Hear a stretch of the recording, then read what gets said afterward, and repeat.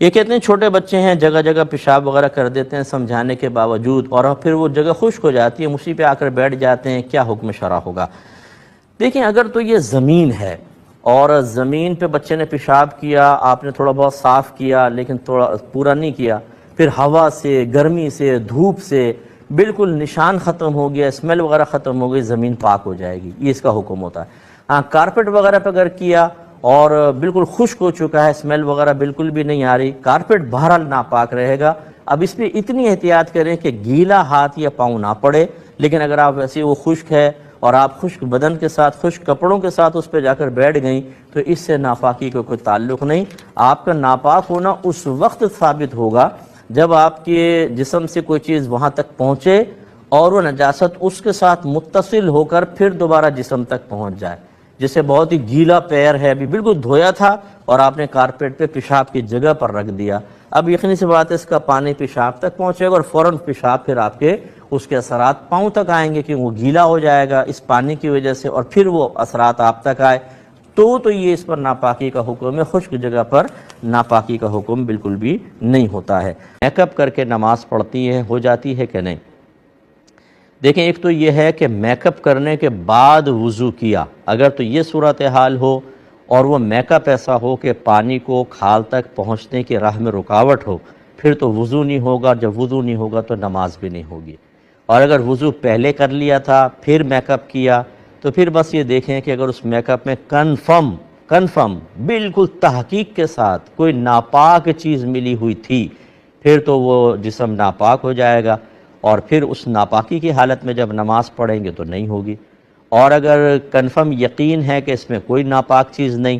یا کم از کم یقینی طور پہ کوئی دلیل نہیں ہے، کوئی وسوسہ شبہ ہے، اس کا اعتبار نہیں ہوتا، تو وضو کرنے کے بعد اگر اس قسم کا میک اپ کر کے نماز پڑھیں گی بالکل نماز ہو جائے گی، کہ فی نفسی ہی میک اپ کوئی ایسی چیز نہیں ہے کہ جو نماز کی راہ میں رکاوٹ ہو۔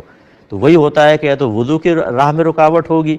اور یا پھر وہ خود ناپاک ہوگا تو انسان کو ناپاک کرے گا، اور ناپاکی کی حالت میں نماز پڑھنا منع ہوتا ہے۔ تو یہ دو چیزیں اگر نہیں ہیں تو پھر آپ کی نماز بالکل ہماری بہنوں کی ہو جائے گی۔ کہ عام نیازیں جو ہوتی ہیں اس میں تو غریبوں کو دیا جاتا ہے، لیکن کنڈے کی جو نیاز ہوتی ہے اس میں اکثر محلے والوں کو بلا کر کھلایا پلایا جاتا ہے، کیا حکم شرع ہوگا؟ دیکھیں مسئلہ یہ ہے کہ سب سے پہلے ایک بات یاد رکھیے کہ یہ نیاز کا بنیادی تصور کیا ہے۔ نیاز یہ ہے کہ ہم کسی بزرگ کے ایصال ثواب کے قصد و ارادے سے کوئی کھانا پکائیں، کھانا اللہ کے لیے پکے گا،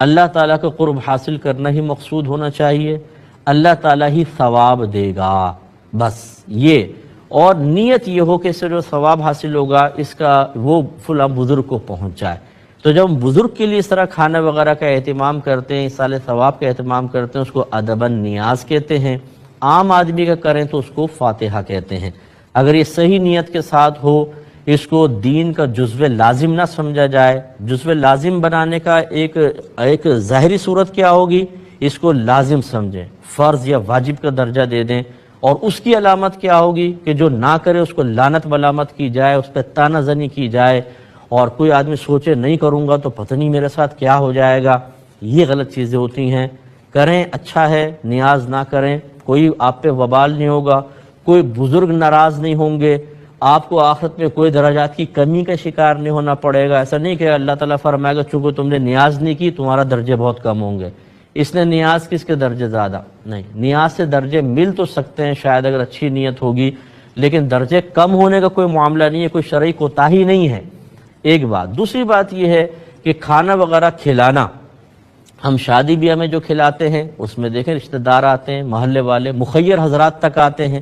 اس میں آپ جب یہ نیت کرتے ہیں میں اللہ کے لیے کھلا رہا ہوں، اس پر بھی آپ کو ثواب ملتا ہے۔ تو لہٰذا اگر کوئی خاص نیاز اپنے محلے والوں یا اپنے رشتہ داروں کو بلا کر کھانا وغیرہ کھلا دیا تو اس میں کوئی حرج نہیں ہے، اس پہ آپ کو ثواب ملے گا۔ اگرچہ افضل اور اولیٰ یہی ہے کہ غربا کو ضرور اس میں شامل کیا جائے، غریبوں کو بلائیں، انہیں کھلائیں۔ میرے آقا صلی اللہ علیہ وسلم نے ارشاد فرمایا کہ سب سے برا اس ولیمے کا کھانا ہے جس میں صرف امیروں کو بلایا جائے، غریبوں کو نظر انداز کر دیا جائے۔ اس کے تناظر میں بہت بہتر یہ ہے کہ سب کو بلا کر کھلائیں آپ، لیکن قصد و ارادہ کیا ہو؟ یہ کھانا صرف اللہ کے لیے بنایا گیا ہے، کسی مخلوق کے لیے نہیں، اللہ تعالیٰ کا ہی قرب حاصل کرنا مقصود ہو، ثواب بھی صرف میرا اللہ دے گا، اور یہ کوئی فرض یا واجب نہیں ہے، کرنا چاہیں بہتر، نہ کرنا چاہیں کوئی گناہ نہیں ہے، نیت بس یہ ہو کہ جو اس کے ثواب ملے اللہ تعالیٰ وہ فلاں بزرگ تک پہنچا دے، تو انشاءاللہ اس میں شرعی طور پہ کوئی رکاوٹ نہیں رہے گی۔